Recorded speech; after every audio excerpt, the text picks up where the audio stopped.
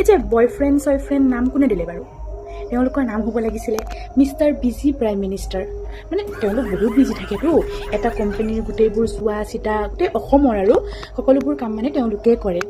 আৰু মোৰ জনেতো বাৰু গোটেই হ'ল ইণ্ডিয়া চাই তেখেতে মানে ইমান মানে ছাৰৰ বহুত কাম থাকে দেই, বহুত বিজি থাকে, মানে বহুত বিজি থাকে। মই বুজি পাওঁ মই বহুত বিজি থাকে। আৰু দিয়কচোন ছাৰৰ এতিয়া ইমান কাম থাকে ৰাতিপুৱাৰ পৰা ৰাতিলৈকে, আমাৰ নিচিনা সৰু সুৰা মানুহবোৰক কেনেকৈ লগ কৰিব বাৰু, হয় নে নহয়? কেনেকৈ লগ কৰিব সেইটোতো মই বুজি পাওঁৱে। মানে তথাপিতো যেনিবা এনেকৈ কামৰ মাজতে আছে আৰু দেই, ফোন এটা কৰিলোঁ মই। হেল্ল', কি কৰিছা? দিলে কাটি।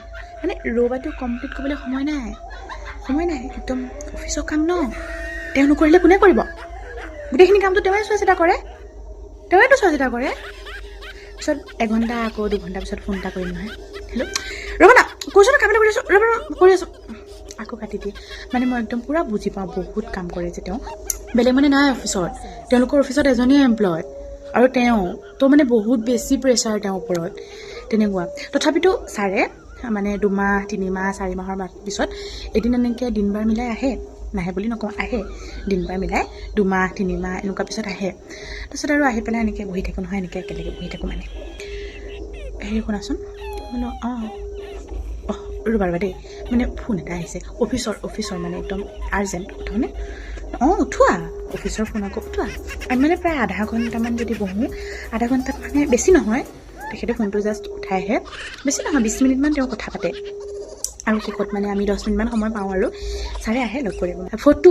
ফটো কেনেকৈ উঠিব? ফটো লাজ নালাগে নেকি কিবা? গাৰ্লফ্ৰেণ্ডৰ লগত মানুহে ফটো উঠে নেকি? কিছুমান গাৰ্লফ্ৰেণ্ডে কথাবোৰ বুজি নাপায়, গাৰ্লফ্ৰেণ্ডৰ লগত ফটো উঠে নেকি? সেইবোৰ বয়ফ্ৰেণ্ড নেকি যিবোৰে ফটো উঠে? আমাৰ নুঠে নহয়। লাজ নালাগে নেকি কিবা গাৰ্লফ্ৰেণ্ডৰ লগত ফটো উঠিবলৈ পায়? খালি ফটো। তাৰ মাজতে আকৌ কোনোবা দিনা মই কওঁ নহয় ফোন কৰি, তুমি যেন মোক সময় নিদিয়া, তুমি মোলৈ ফোন এটাও নকৰা, এনেকৈ ইম'চনেল হৈ যায়। মানে তোমাকো ইম'চনেল কৰি দিব, তেতিয়া মানে তাৰ এনেকুৱা হৈ যায়, কাৰ কাৰণে কৰি আছোঁ মই এইবোৰ? তোমাৰ কাৰণেতো কৰি আছোঁ ন।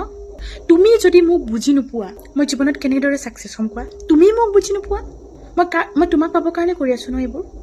মই এতিয়া ইমান বিজি হৈ আছোঁ কাৰণ পিছত যাতে মই তোমাৰ লগত থাকিব পাৰোঁ। তুমি এই কথাটোকে কিয় নুবুজা? পিছত মোৰ বেয়া লাগি যায়, বেচেৰাইটো মোৰ কাৰণেই কৰি আছে, মোক পাবৰ কাৰণেতো কৰি আছে ন বেচেৰাই, ময়ে চাগে বেছি কৰোঁ অলপ। পিছত মই কওঁ হ'ব দিয়া, চৰি।